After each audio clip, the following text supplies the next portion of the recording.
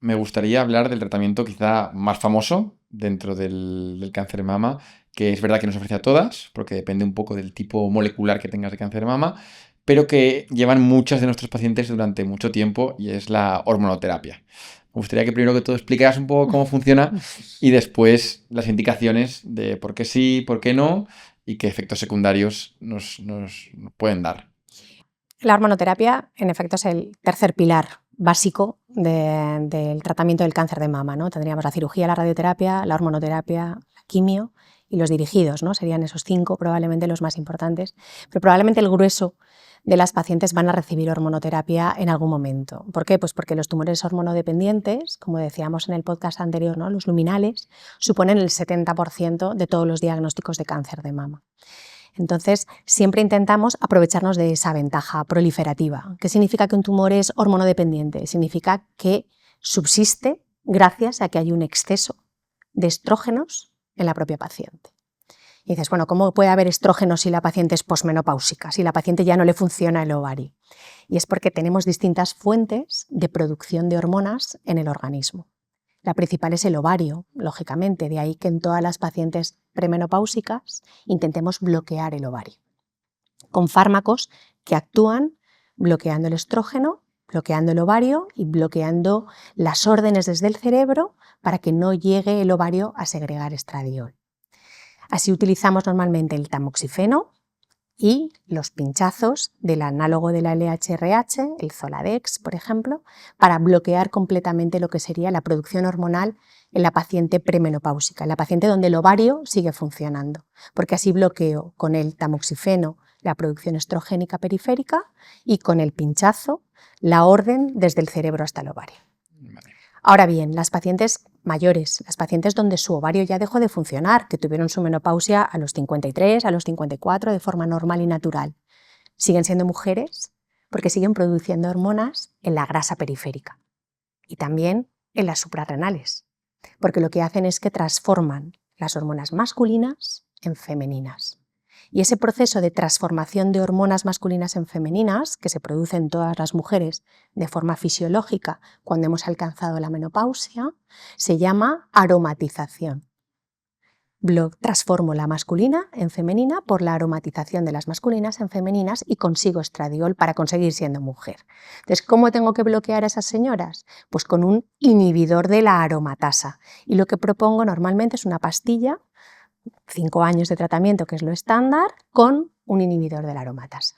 Entonces, es muy importante saber hasta qué punto la paciente, en el momento del diagnóstico, si mantiene o no mantiene la regla, porque nos define muy bien qué tipo de estrategia terapéutica hormonal tenemos que emplear.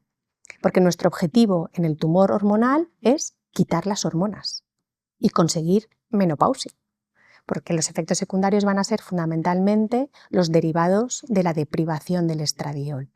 Y por eso no se aconseja que la paciente tome suplementos basados en estradiol. De ahí el mito de la soja, porque la soja no deja de ser un fitoestrógeno natural. ¿Mito?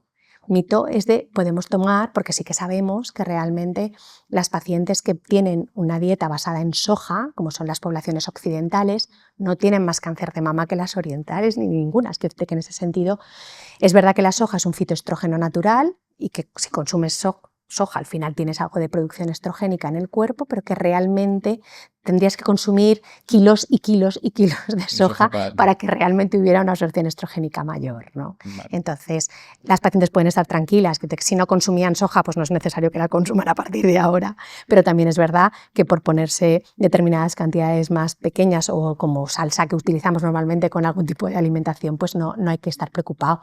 Lo mismo con la leche, ¿no? Que la que toma leche de soja, pues tampoco tiene que estar angustiada. Yo creo que con el tema de las hormonas es mejor evitar un hiperestrogenismo, evitar cualquier sustancia que nos dé estradiol, lógicamente, pero vamos, ¿qué nos puede funcionar? El tratamiento que te ponga el oncólogo, sin lugar a dudas, y mejorar lo que sería directamente el ejercicio. ¿Por qué? Porque la transformación de las hormonas se produce en la grasa. Entonces, cuanto menos grasa haya, pues mejor, lógicamente, porque habrá menos producción natural de hormona. Vale. Entonces, la hormona nos va a dar al final una toxicidad que es fisiológica, que es menopausia. Van a ser artromialgias, van a ser rigidez a nivel muscular, va a ser fundamentalmente síntomas a nivel de la libido, va a bajar algo lo que es el deseo sexual y podría además producirse más sequedad a nivel vaginal, con lo que las relaciones sexuales pues, son un poco más complejas, ¿no? Aparte de que no te apetece y encima estás más seca, pues es un poco más complicado, pero bueno, hay un montón de lubricantes que se pueden utilizar, hay un montón de coadyuvantes que el oncólogo te puede prescribir en la consulta para mejorar esos efectos secundarios. ¿Estos efectos secundarios se pueden dar desde el principio? ¿Se dan siempre? ¿Se dan a lo largo de la enfermedad, más bien al final, a lo largo del tratamiento? ¿En qué momento pueden aparecer?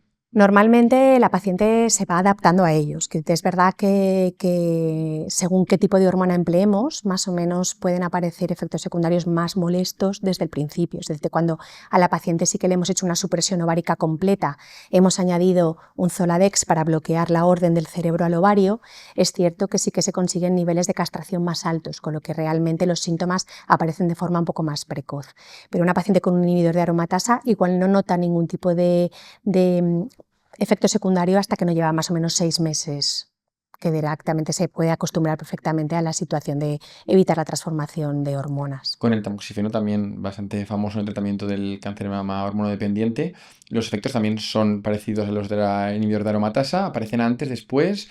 ¿O qué diferencias podemos El encontrar? tamoxifeno, a ver, los efectos lógicamente son también dependientes de lo que sería la bajada de estradiol. Es verdad que tiene algunos más específicos, como puede ser las alteraciones a nivel de la circulación periférica, aumenta un poquito el riesgo de varices, aumentan los trombos, entonces eso sí que vamos a ir controlándolo porque lo vemos desde el principio.